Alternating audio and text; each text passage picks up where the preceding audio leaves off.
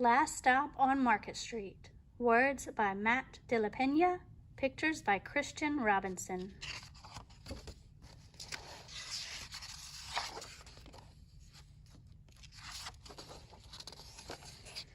CJ pushed through the church doors, skipped down the steps.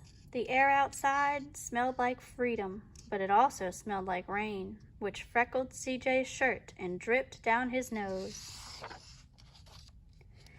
He ducked under his Nana's umbrella, saying, "How come we gotta wait for the bus in all this wet?" "Trees get thirsty too," his Nana told him. "Don't you see that big one drinking through a straw?" CJ looked for a long time, but never saw a straw. From the bus stop, he watched water pool on flower petals, watched rain patter against the windshield of a nearby car. His friend Colby climbed in, gave CJ a wave, and drove off with his dad. "Nana, how come we don't got a car?" "Boy, what do we need a car for? We got a bus that breathes fire, and old Mr. Dennis who always has a trick for you." The bus creaked to a stop in front of them. It sighed and sagged, and the doors swung open.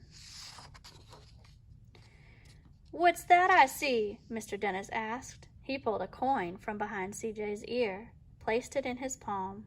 Nana laughed her deep laugh and pushed CJ along. They sat right up front. The man across the way was tuning a guitar. An old woman with curlers had butterflies in a jar. Nana gave everyone a great big smile and a "good afternoon." She made sure CJ did the same. The bus lurched forward and stopped, lurched forward and stopped. Nana hummed as she knit. "How come we always gotta go here after church?" CJ said. "Miguel and Colby never have to go anywhere." "I feel sorry for those boys," she told him. "They'll never get a chance to meet Bobo or the Sunglass Man, and I hear Trixie got herself a brand new hat." CJ stared out the window, feeling sorry for himself. He watched cars zip by on either side, watched a group of boys hop curbs on bikes. A man climbed aboard with a spotted dog. CJ gave up his seat. "How come that man can't see?"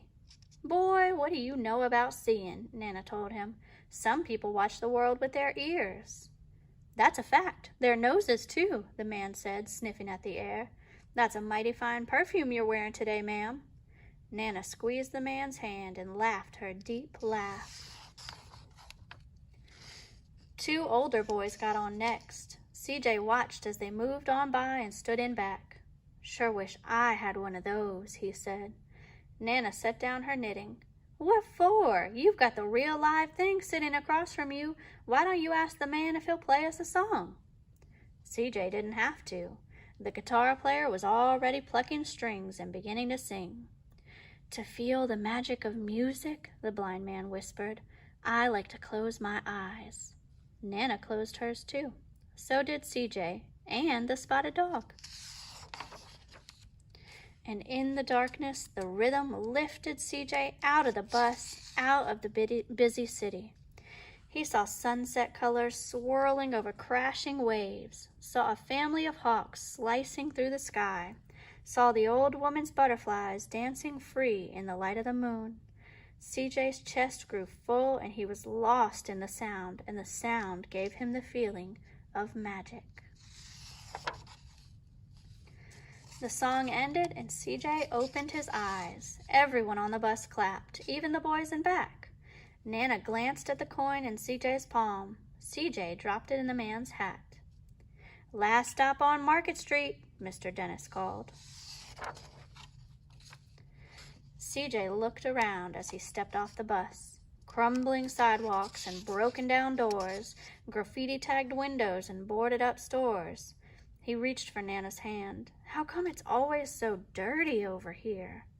She smiled and pointed to the sky.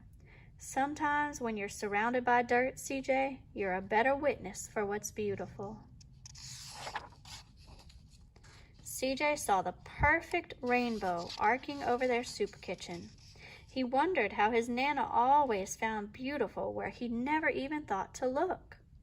He looked all around them again, at the bus rounding the corner out of sight, at the broken street lamps still lit up bright and the stray cat shadows moving across the wall. When he spotted their familiar faces in the window, he said, "I'm glad we came." He thought his Nana might laugh her deep laugh, but she didn't. She patted him on the head and told him, "Me too, CJ. Now come on." The end.